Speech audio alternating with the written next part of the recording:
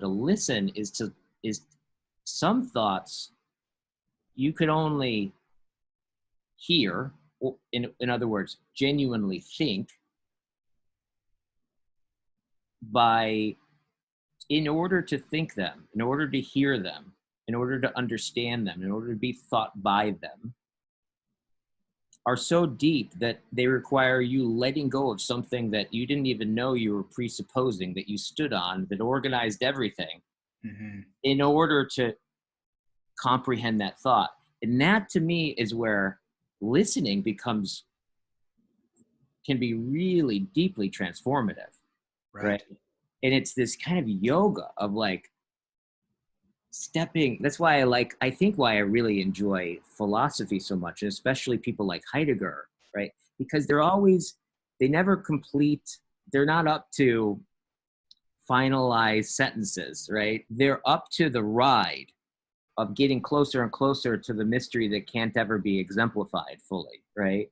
And just the process of it's just beyond comprehension, but there's something there that I don't understand it in order to know, to be interested in it, but somehow something shines forth.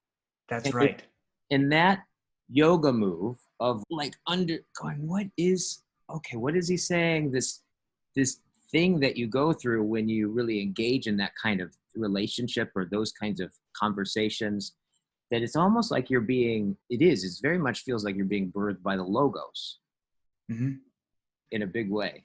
That's right. It's like there's a sliver of light that's emanating through, and that almost disclosed feeling that you're describing of getting there, but never yet. It's like that disclosure is one of the things what happens when we cultivate these deeply knowing, beholding and beholden relationships, is that thou becomes a vessel becomes a proxy for that.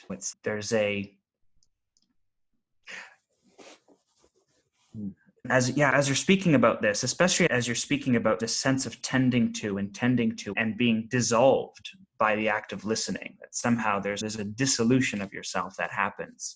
But then I think in the discourse, when cultivated, there's a resolution to the dissolution, right?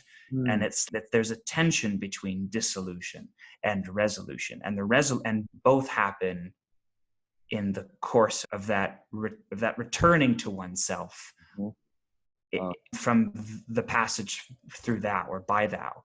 That it's, again, I keep returning to this idea of impregnation, right? Like we're composed of thou, and we're endlessly being produced. And by we, I mean that our knowing and our being known, right? Yeah. I don't mean it in an object sense, but I mean ourselves as our knowing and being known is endlessly produced by these impregnations of thou.